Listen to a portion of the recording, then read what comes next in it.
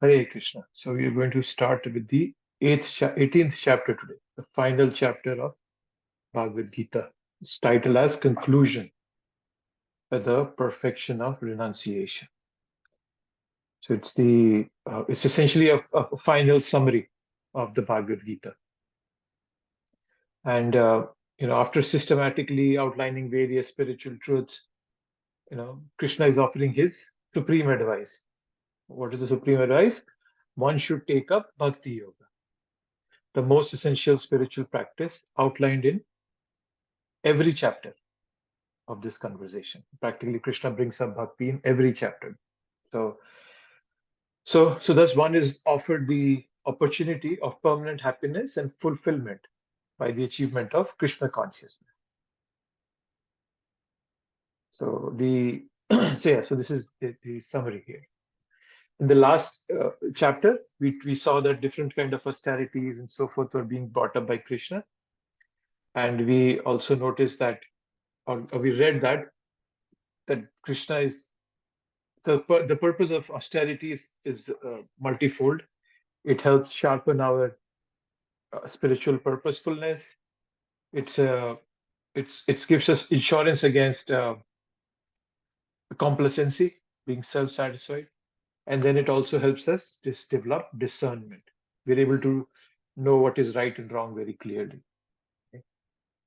And according to the amount of austerity, penance, etc., we do, our super soul offers us knowledge. That comes in the uh, it comes in the 17th, sorry, not the 17th, it says 7th canto of Srimad Bhagavatam.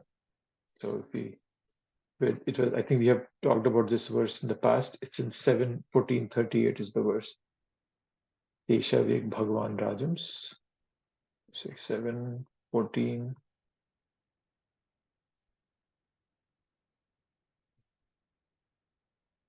Narad Muni is speaking to Yudhishthir Maharaj.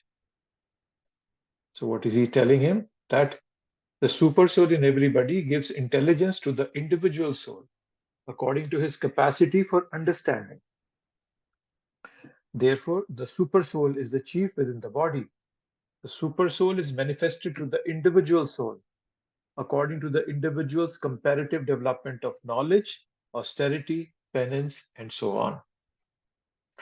So when we put in effort to enhance our austerities and knowledge, the super soul gives us more, it opens up to us. So that's a very important reasoning, and of why we all should do austerity. Austerities are not, Krishna does not want us to do austerity. Austerities are for our own benefit. That's what we understood in the last chapter. And then Prabhupada also talks about austerity in another verse.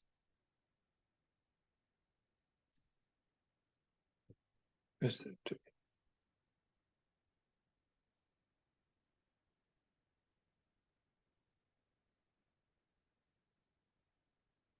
Prabhupada saying, severe austerities in the practice of devotional service are of many varieties. For example, in worshipping the deity in the temple, there are certainly laborious activities.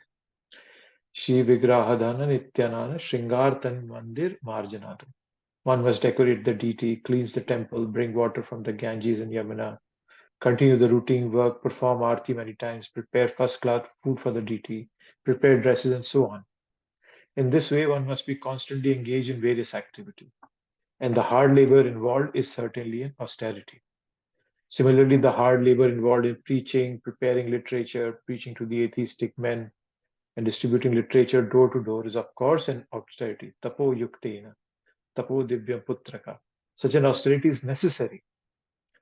Yena sattvam shuddhayet. By such austerity in devotional service, one is purified of material existence. Kaman shaner jahu.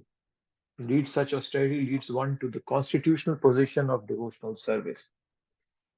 In this way, one can give up material desires, and as soon as one is freed from material desires, he is freed from repetition of birth and death, old age and disease. So yes, so the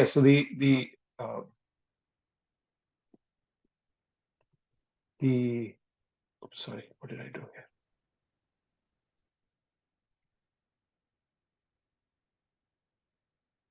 Yes. So the austerities have multiple benefits, and that's why Krishna asks us to do, is suggesting that austerity is benefit.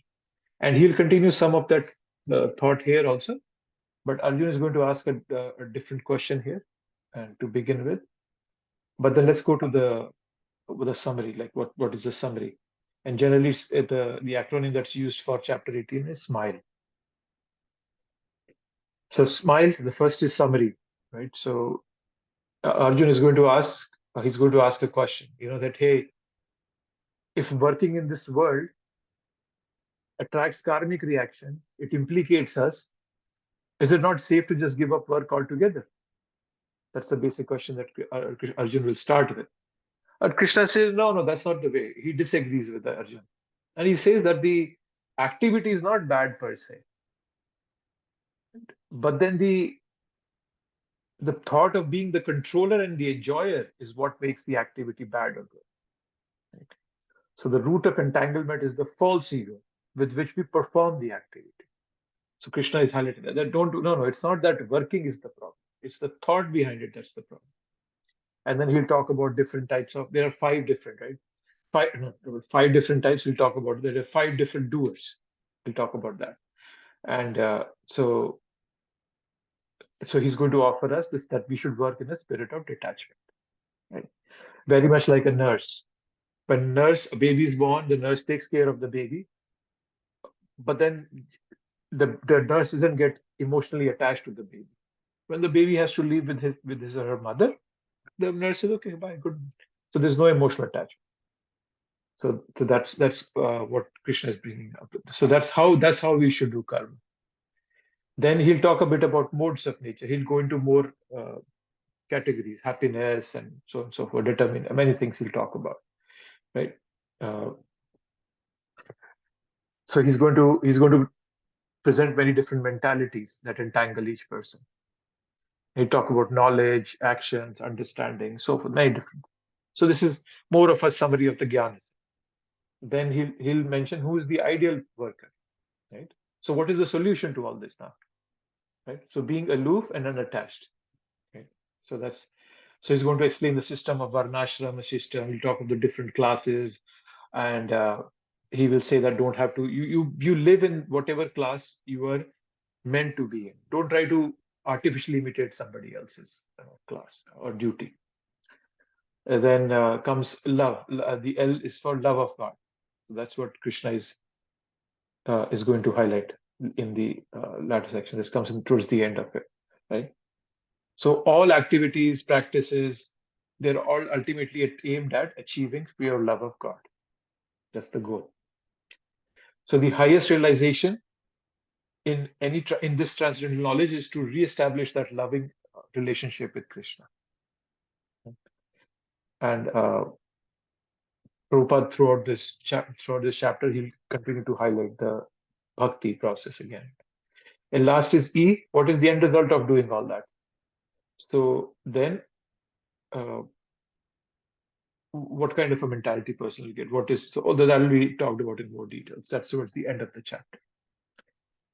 So that's the summary. And in total, Krishna or Arjun asked 17 questions to Krishna, and they are listed all. I just put it there just for a second. There are 17 questions, starting with a 2.7, right? Karpanya dosho pahata subhava. So that's where he asks, "What is dharma?" You tell him that, and then he keeps asking questions just to.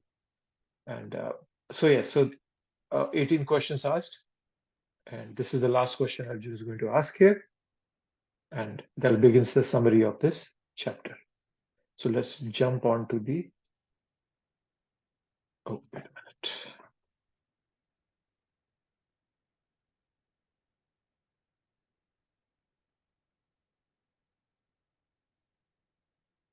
I'm opening up my Bhagavad Gita.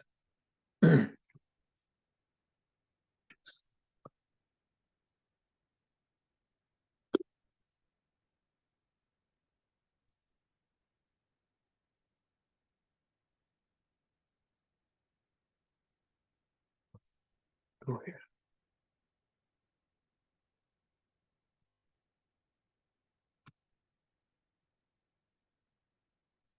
So first verse, this chapter. So Arjun is asking, Arjun said, O mighty armed one, I wish to understand the purpose of renunciation, tyaga, and of the renounced order of life, sannyas, O killer of the Kesi demon, master of the senses, killer of the Kesi demon, master of the senses. So here, Krishna is being called by three different names: Mahabaho, Rishikesha, and Keshi Nishudana. Right? So three different names being given by Arjun to Krishna. So he's asking renunciation, so tyaga and sannyas. So restraint and renunciation, they involve physical actions, right, that create and maintain a distance between sense objects and us. Whereas on the other end, detachment, it involves lack of emotional investment in a sense object. Detachment means that the person does not see the sense object as a source of pleasure. And given that these terms can be confusing, Bhagavad Gita's concluding chapter starts with this question. Arjun starts with this question to clarify these things. Right? And so Prabhupada is translating the word sannyas and tyaga, and Prabhupada is translating tyaga as renunciation, and uh, renounce order of life is sannyas, and renunciation is tyaga. So so Prabhupada is there. So the three names given to Krishna. So he's being called Mahabaho, so he has really strong arms. He's Keshi Rishudana, he's a killer of Keshi, and he's the lord of senses, Rishikesha. Right? So there is no relation to this beginning of this chapter with the 17th chapter in a very specific way. 17th chapter, Krishna ended by saying that, whatever you're doing, if you add some spiritual aspect to it by chanting Om Tat Sat, you can spiritualize your sacrifice. So not necessarily an immediate connection, but Arjun's question is very generic in the sense that it is not. He just wants some concepts clarified regarding the ultimate goal of it. So we all know that in the 10th chapter, Arjun had accepted Krishna as the supreme. Param Brahma, Param Dhama, Pavitram Paramam Bhava. Purusham Shashvatam Divyam Adi Devam Ajam Vibhu. So he's understood the essential message of Bhagavad Gita in the 10th chapter. But then the subsequent questions are for welfare of the society, Lokahitam. So Lok Sangra. Because when we give more insight to a person how to live properly as per scriptural guidance, then they are able to live their life in a very insightful and an enlightened way. So that's why Arjun is asking some broad question. So what basically Arjun is asking, that should I fight or should I not fight? Should I renounce in spirit or should I renounce in activity also? That's the question. That's what he's starting with. Right? Prabhupada is telling that the Bhagavad Gita is finished in the 17 chapters. It's a supplementary summarization of the topics discussed before. In every chapter of Bhagavad Gita, Lord Krishna stresses that devotional service unto the Supreme Personality of Godhead is the ultimate goal of life. And that same point is summarized in the 18th chapter as the most confidential path of knowledge. Right.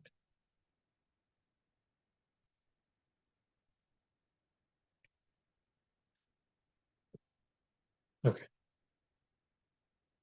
So Prabhupada is giving the meaning of Rishikesha. So he's saying that Rishikesha is the master of all senses who can always help us attain mental serenity. Arjun requests him to summarize everything in such a way that he can remain equipoised. Yeah. And Keshi Nishudana, Keshi was a most formidable demon who was killed by the Lord. Now Arjun is expecting Krishna to kill the demon of doubt. So now Krishna will start answering Arjun's question. The Supreme Personality of Godhead said, the giving up of activities that are based on material desire is what great learned men call the renounced order of life, sannyas. And giving up the results of all activities is what the wise call renunciation. So the difference between sannyas and tyaga is, sannyasa, they are giving up the activities. Tyaga, they're giving up the results of those activities. So what difference means that you're giving up activities, but down deep in your heart, you could still have desires towards those activities. But in Tyaga, you have given those up. So that's the difference. So that's the so yeah. So generally, we all have we are living on a dual platform. We have duties against this towards this body, and also duties towards our spiritual nature. We for our spiritual duties, we all do our chanting, reading, whereas we do activities also for our life, living, towards this body, dharma, artha, kama. We do that. So, so, so the sannyasis are meant to give up the duties towards this body, right? But they don't necessarily give up the prescribed duties like that. So so sannyasis give up all material desires and give up doing anything to fulfill those. Tyaga gives up all kinds of activity, right? But without attachment. Sarva karma phala tyaga. So uh,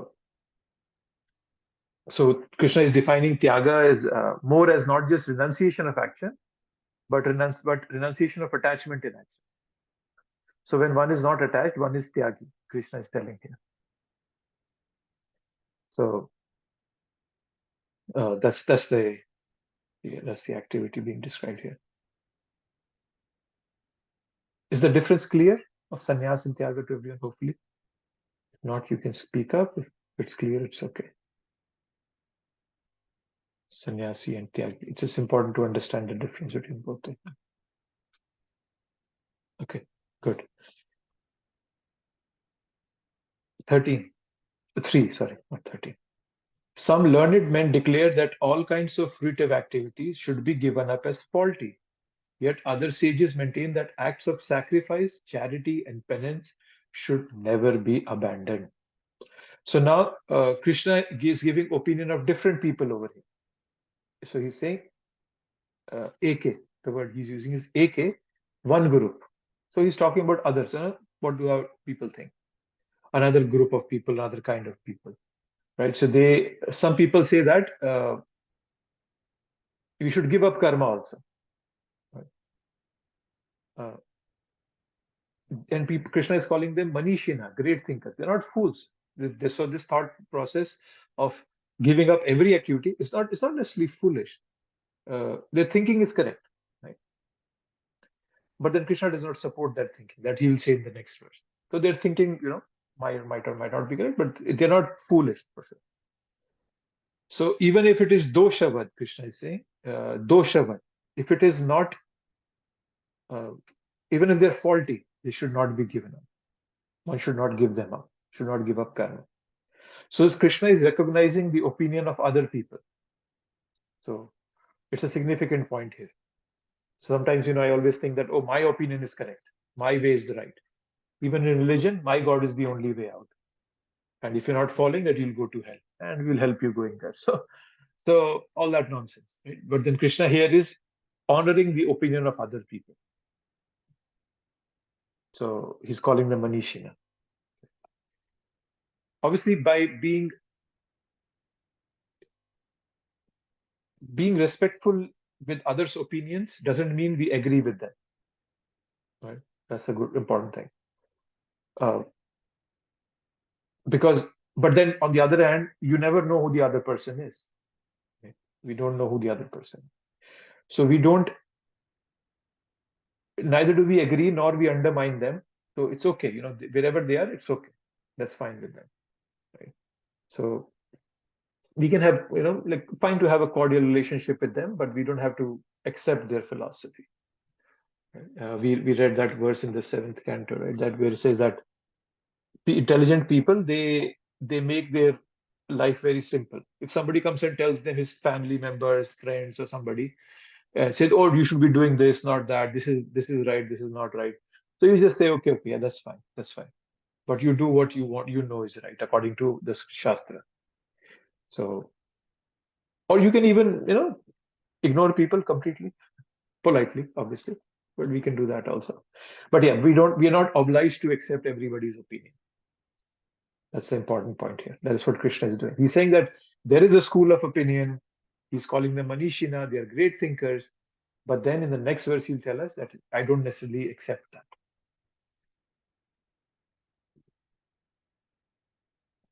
So, fourth one. O best of Bharatas, now hear my judgment about renunciation. O tiger among men, renunciation is declared in the scripture to be of three kinds. Right? So now Krishna is saying, I'll tell you now what do I think. This is the fourth verse, yes. So now I'll tell you what is right. So Tyaga is of three types, he's saying. Right? So after introducing the three modes in the 14th chapter, Krishna is coming to that point again. 14th and 17th chapter actually. And now in 17th, and now he's 18th also.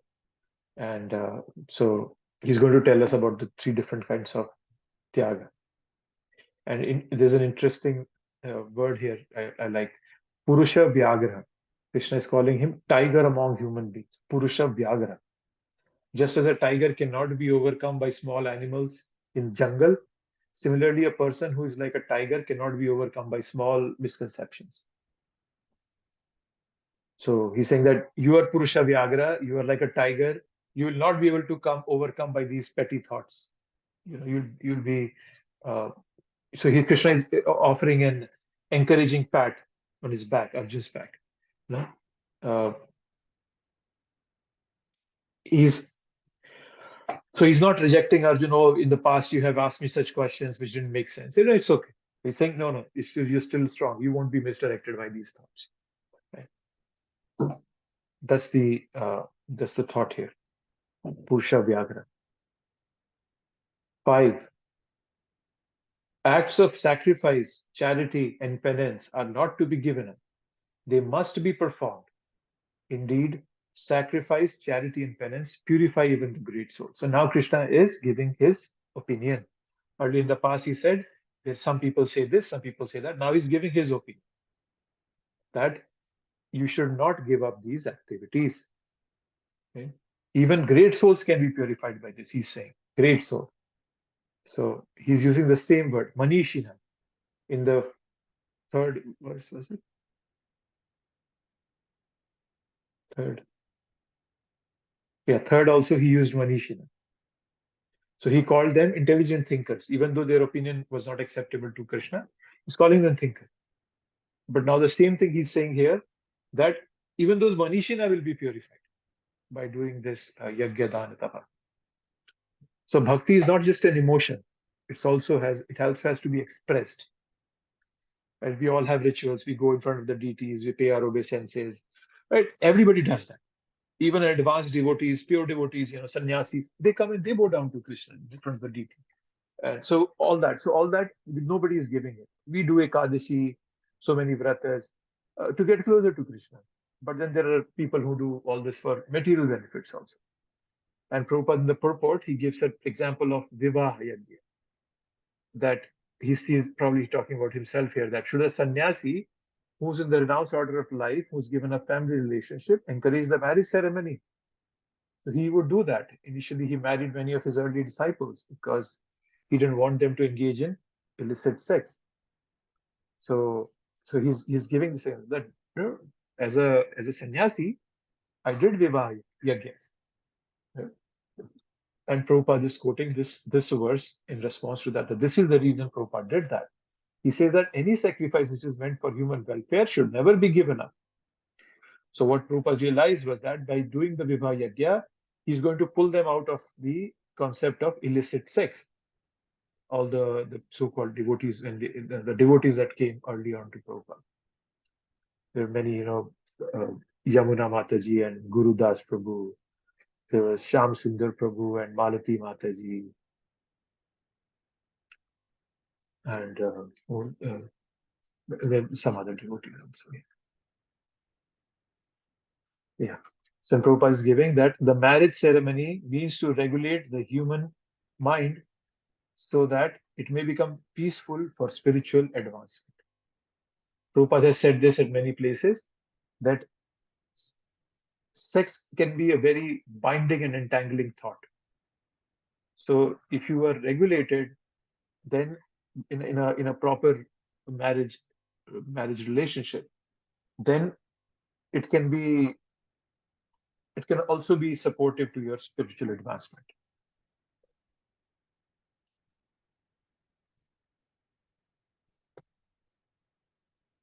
Yeah. Okay. 6. All these activities should be performed without attachment or any expectation of result.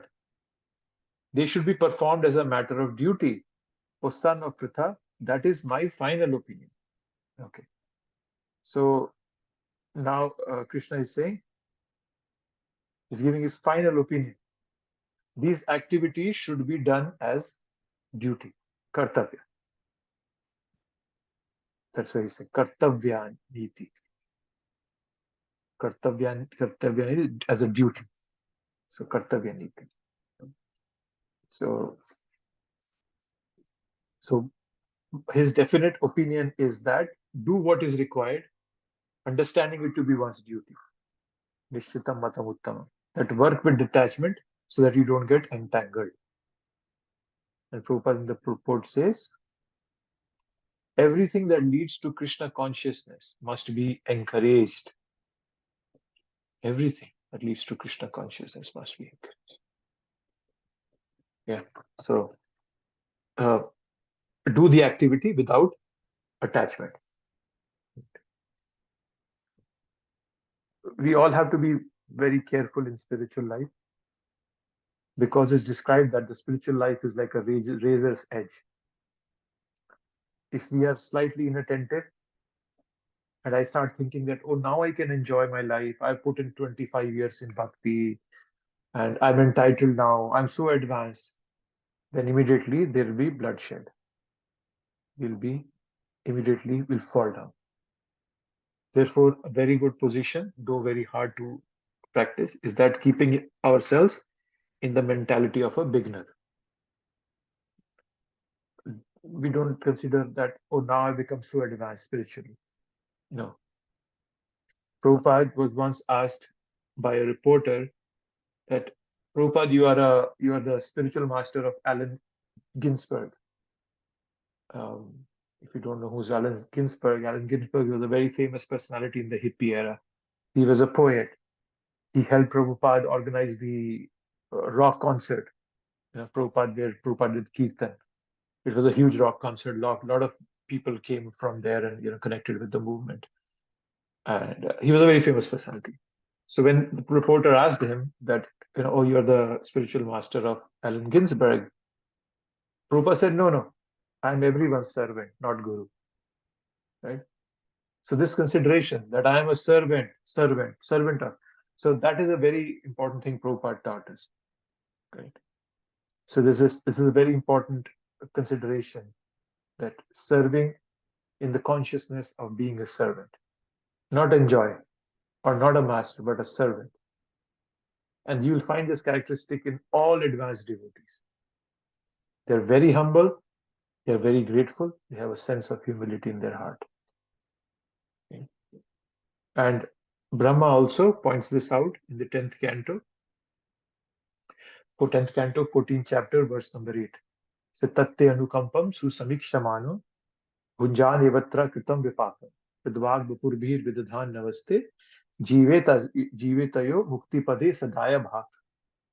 Daya bhak means you become an inheritor of the kingdom of God. Right? So he's saying tatyanukampam susamikshamano bhunjanivatra kritam vipakam, that live your life of taking shelter of Krishna, Mukunda. Put yourself at the mercy of Krishna. Just like when somebody becomes too frustrated with this life, they can't pay their debts, they just go to the bank and they declare bankruptcy. They say, I can't handle it now. I'm declaring bankruptcy. I cannot fulfill this debt anymore. So here I am. So no matter how hard I try, that's a very good realization to have. Okay, Krishna, I'm giving up. I'm giving everything up. I'm putting myself in your hands now. I cannot fix or cannot continue to get involved in this world because there is nothing here for me. I keep losing again and again. I put all in your hands now, Krishna. And with that mentality, one becomes entitled to the kingdom of God. That whatever comes to me, I say it's Krishna's mercy. This is meant to purify me, right? Whatever suffering is coming to me in this world, I accept it as Krishna's mercy upon me, and that's a very developed state of consciousness. So I'm not saying this is something that everybody can achieve, but it's good to have a goal in mind. That being in a service mode.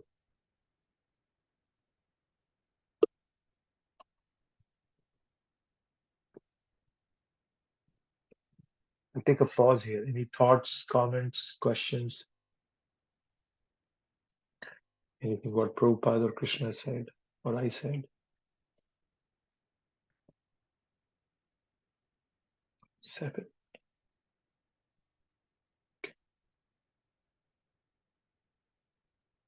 Hare Krishna, Prabhuji. That was a very interesting thing you said, that, I mean, people don't usually realize that giving up sometimes is giving in, you know? Yeah. Yeah. Yeah. Yeah, I guess one has to go through that to kind of understand exactly what you said.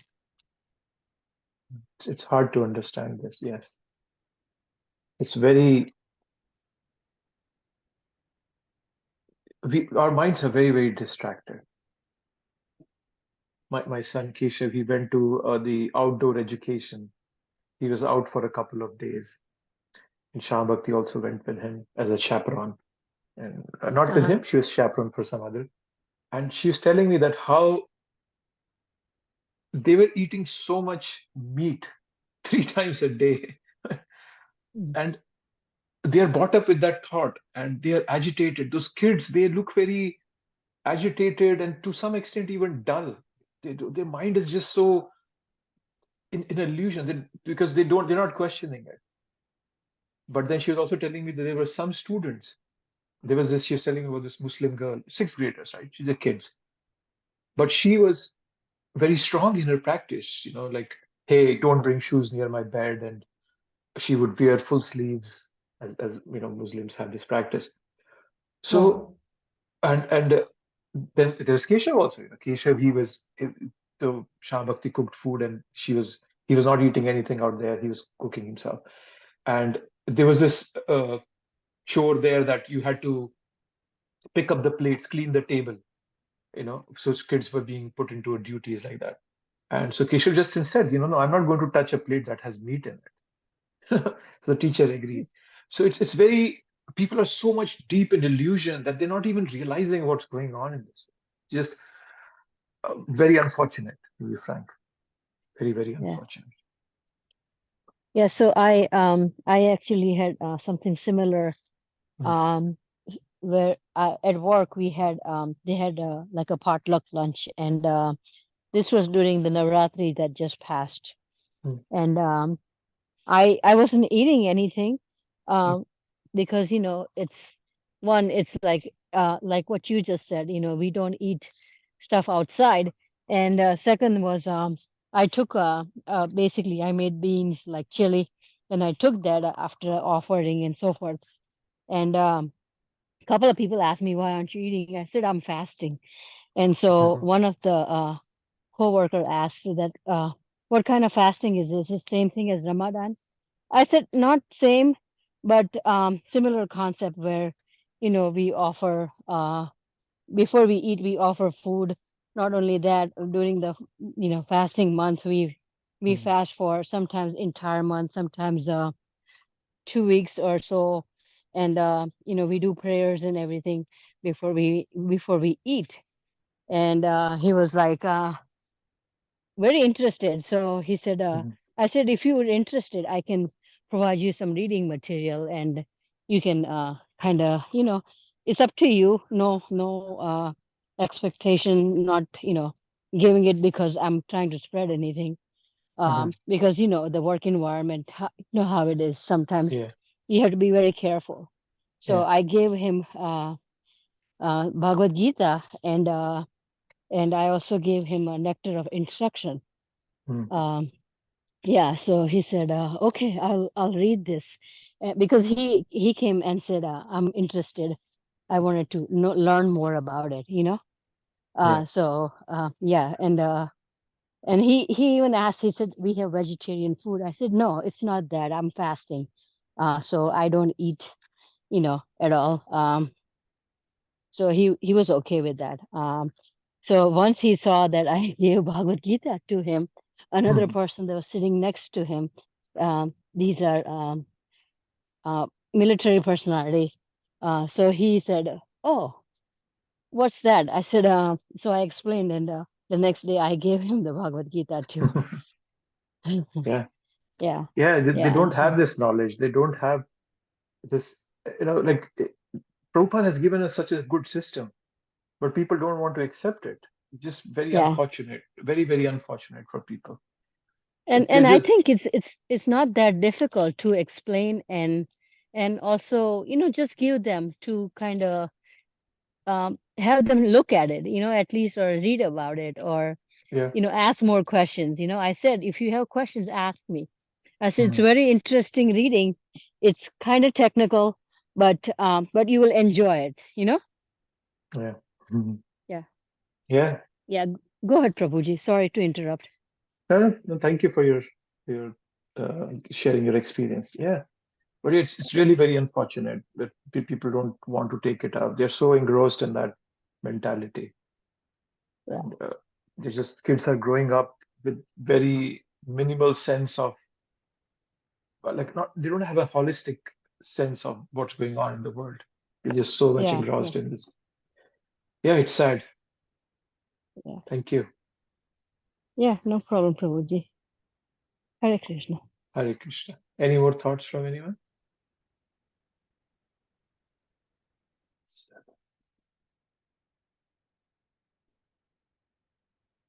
Okay, so you can move forward. So now 7, 8, and 9, Krishna is going to talk about renunciation in the three different modes. So starting from 7. So Krishna is he's pointing out here. The word Krishna, mostly you'll notice across Bhagavad Gita, Krishna uses the word moha when he's talking about the mode of ignorance. And he there the words he used accordingly. I think prakash is goodness, pravrti. So so he uses those words. So yes, so this is about mode of ignorance. Generally, we all think that renunciation is a good thing, uh, but then Bhagavad Gita is penetrating beyond that superficial analysis. Right? That oh, renunciation is good, but no, Krishna is even going beyond that. He's saying no, no, it's not necessarily is good. Renunciation can also be in a mode of ignorance, and it won't lead to your elevation. Renunciation, the whole purpose of renunciation is to facilitate devotion, to facilitate liberation, getting out of this world. Right? Prabhupada used to point out that hippies also have done sarv dharman parityaja. They have given up all, no, no, we don't want money, we're not religion, all this nonsense. But then that didn't make them followers of Bhagavad Gita because they didn't do the second part. Sarv dharman parityaja mam ekam sharanam vraja. They didn't, they forgot that part. Mam ekam sharanam vraja. Yeah, giving up is okay. Yeah, you can do it, probably some austerity, but what's the benefit? It's going to be in a mode of ignorance. Right? So yeah, so Krishna is saying that this is called moha, it's illusion. It's in a mode of ignorance. So sometimes people in a pious culture, they think that oh, it's good that a person becomes renounced. Yeah, they think that oh, that person might have great wisdom, he might be enlightened, they've got some extra knowledge or illumination. But Krishna is underscoring that renunciation is not always because of illumination. It can also be because of illusion, because of ignorance. That means one has some duty, but one rejects those duties and responsibilities. That is tamasic. That is in ignorance. And that Krishna is not. Krishna does not recommend that at all. Work for material satisfaction must be given up, but activities which promote one to spiritual activity, like cooking for the Supreme Lord and offering the food to the Lord, and then accepting the food, are recommended. So again, Prabhupada brings out the marriage ceremony. Because at the time when Prabhupada was writing this book, he had a lot of, criticism from his own god brothers around. They think that he was doing marriage ceremonies, right? So he's bringing that out. So if one renounces these activities, that person is in a mode of ignorance. 8. Anyone who gives up prescribed duties as troublesome or out of fear of bodily discomfort is said to have renounced in the mode of passion. Such action never leads to the elevation of renunciation. Right? Yeah. So when it involves too much trouble for the body, and somebody gives up, oh, there's so much trouble here, I'll give up. Somebody wants to run away from hard work, and but then somebody can ask this question that, oh, but isn't this whole world dukhalayam? Isn't the whole concept that Krishna is teaching is that there is too much misery here, so I should give it up? Why is it mode of passion? Yes, you're right. This world is dukhalayam. We should develop that mentality. But the understanding is that philosophical understanding that this world is a misery is to be cultivated when one is in a mode of goodness, not when one is in a mode of passion. So when somebody wants sense gratification and gets frustrated in that sense gratification, and then they give it up, then it's mode of passion.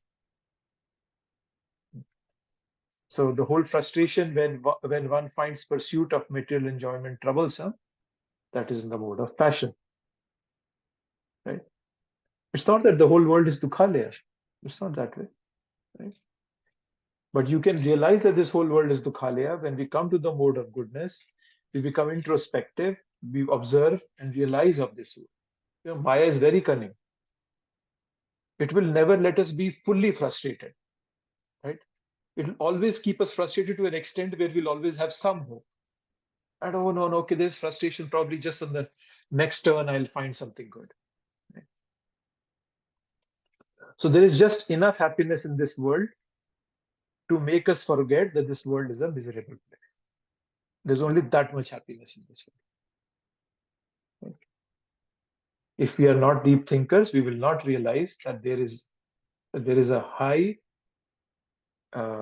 there's a high place. There's something beyond this. Right? When we take an example of an alcoholic, the frustration of an alcoholic when the person has a hangover is not enough to help the alcoholic quit alcoholism. Right? So, but then to continue on the path of giving up alcohol, one has to have a process, some determination. Right? They have to fill their day with positivity. In the early days, many people would join ISKCON and they'll become brahmacharis,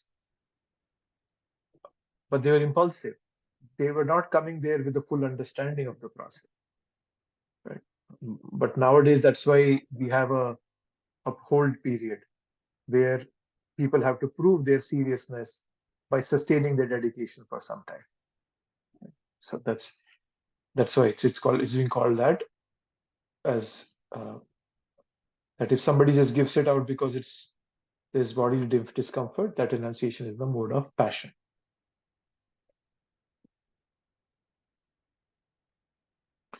And then the last part of this triology is the 9th one. O Arjun, when one performs his prescribed duty only because it ought to be done and renounces all material association and all attachment to the fruit, his renunciation is said to be in the mode of goodness. Right?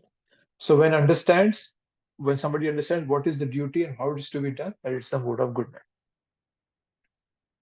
Right? Renunciation in action, not renunciation of action. That's so. We read the example of there is this sage who tells us about his 24 gurus in the Srimad Bhagavatam. It comes in the 11th canto. And he gives the example of tree as one of his gurus.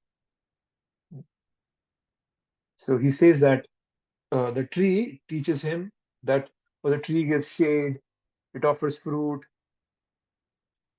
Even if the tree dies, it gives wood to people. And it goes on giving even after it dies. Right? Its offsprings through the seed continue to grow and things like that. Right? So that sage took a lot of inspiration from the tree. And he was thinking that how do I align myself with the philosophy of a tree? And that is through selfless service, giving without expectation.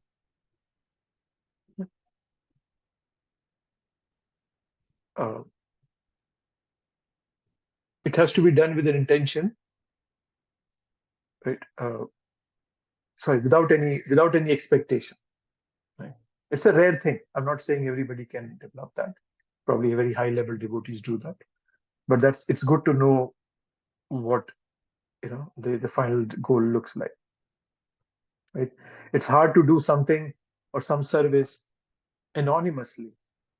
Right? No one's watching us. No one is appreciating us. So it's hard to do such a service. That's where the example of the tree comes in. Selfless service of a tree. So that's something we all should at least aspire for. Selfless service or giving out of love. That's also another way of putting it. Without any expectations of return. So, Hare Krishna Prabhuji. So when we do that, and sometimes we realize that I'm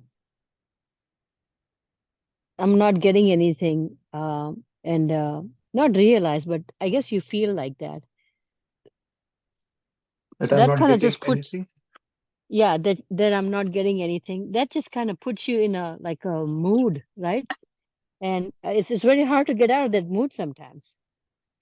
Yeah, it is hard. Yes, it takes a lot of practice. Yeah, because you expect, right? You expect it. Kuch milega, even just appreciation, right? Appreciation, Yeah.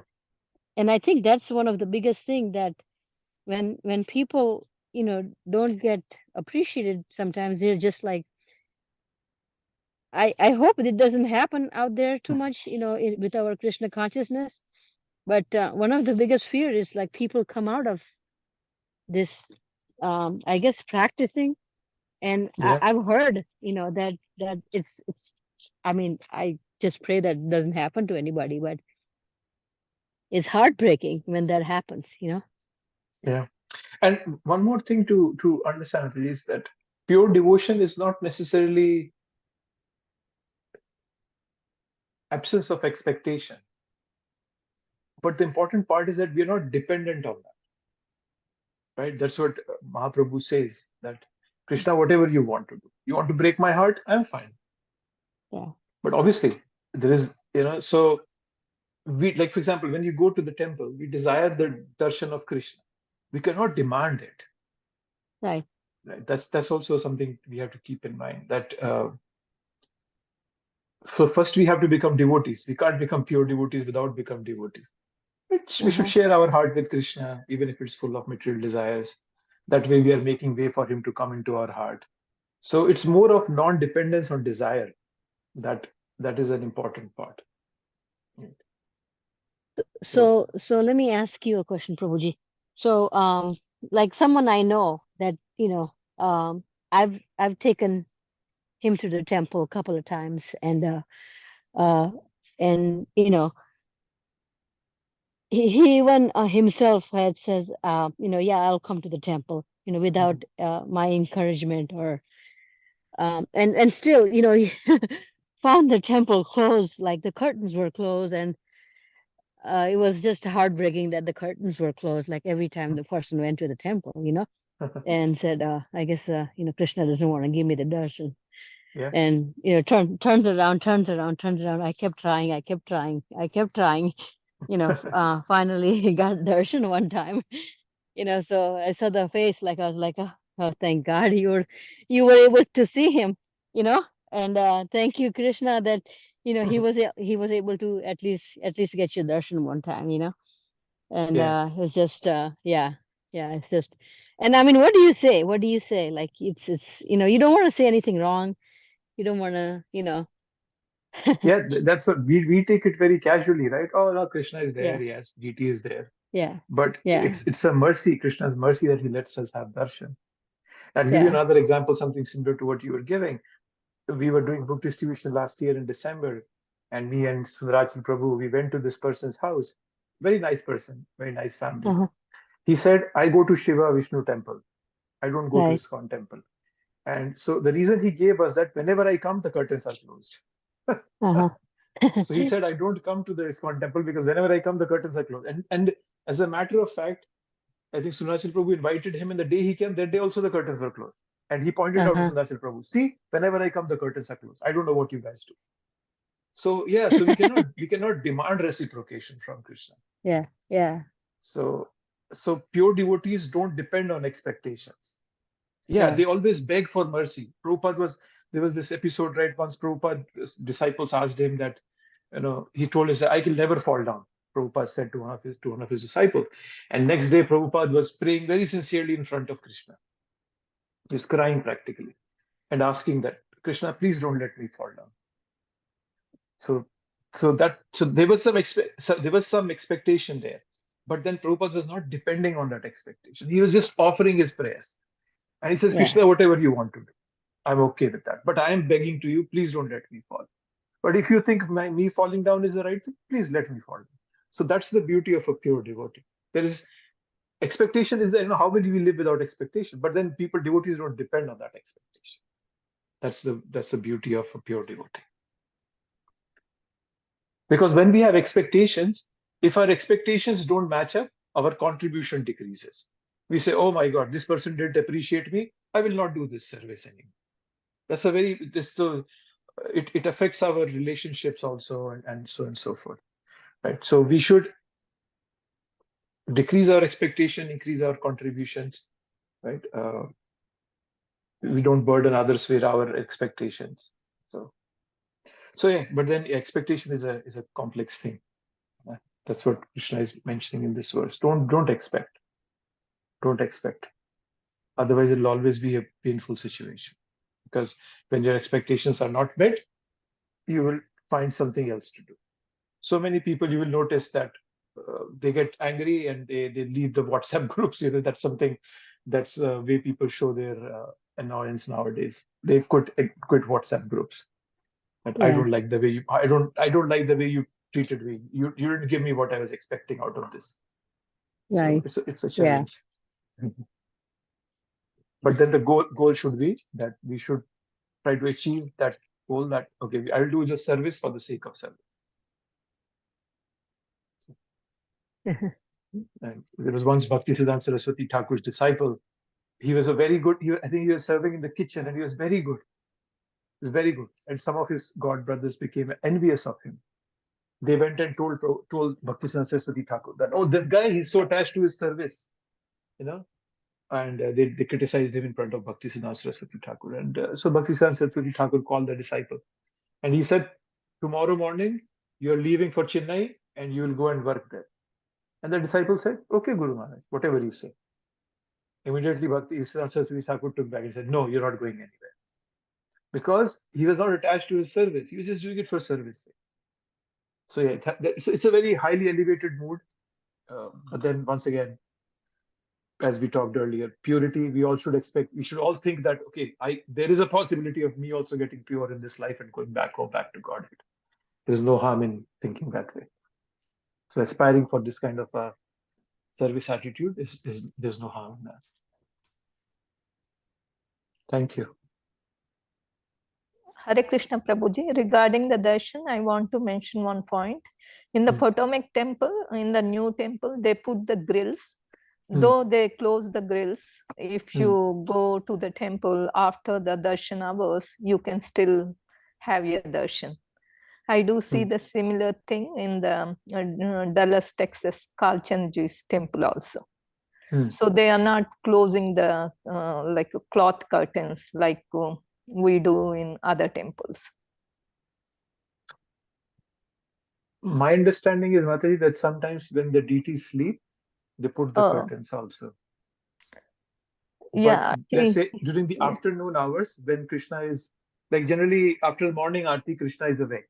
But then sometimes what happens, if there are not a lot of devotees around, they just put those, the metal railings, so that somebody doesn't come and defile the deities or try to steal the jewelry or something. That's my understanding. I might be wrong. That's what I think. But the deities have to be put to sleep everywhere. That's Prabhupada's standard that has been given. Yeah, they are putting, but not keeping that cloth curtains. That's what I observed. Maybe I am wrong. Okay. I'm not sure about that. Yeah, could be. My understanding is that whenever the deities sleep, for example, after Prasadam and their Aarti, that noon Aarti, then they put the curtains because the deity goes to sleep. I think that's, I'm not sure, frankly. I'm also not sure about this aspect.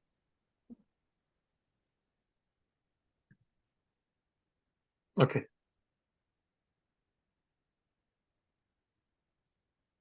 That's it. So yeah, this was we did the 9th verse of this.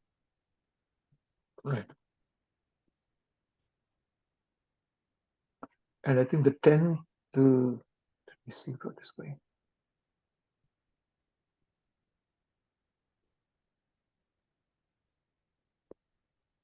Okay, let's do 1 or 2 more verses. Krishna is going to start changing the topic soon. Let's see the 10th one.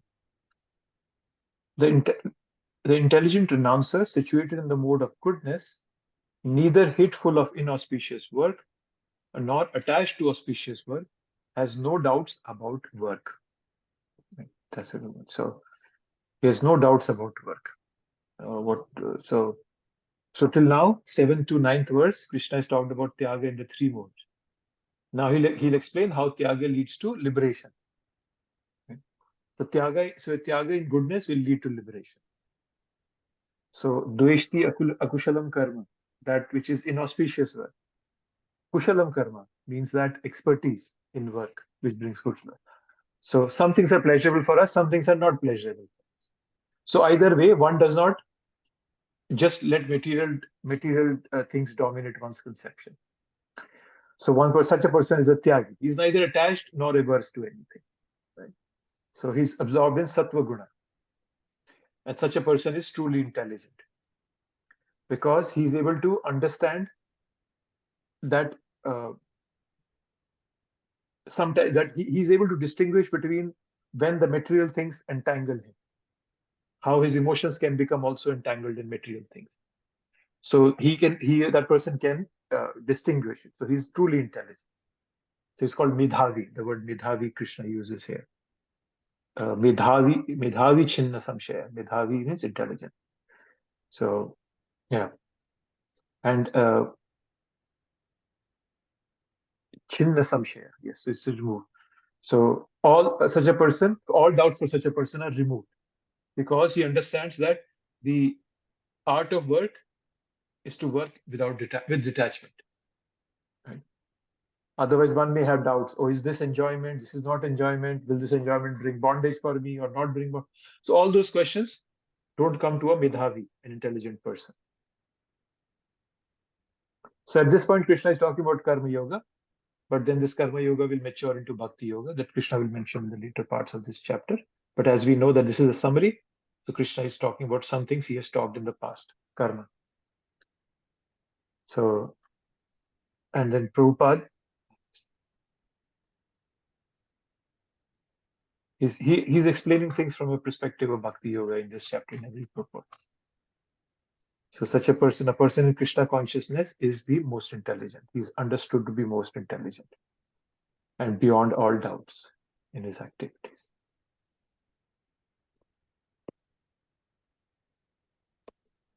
Okay. I'll pause here. We can start from the 11th verse later on next week. If